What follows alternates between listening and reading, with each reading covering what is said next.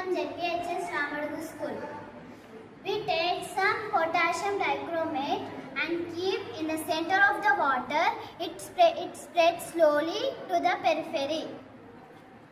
Take some potassium permanganate crystals and keep in the center of the water. It spreads from center to periphery.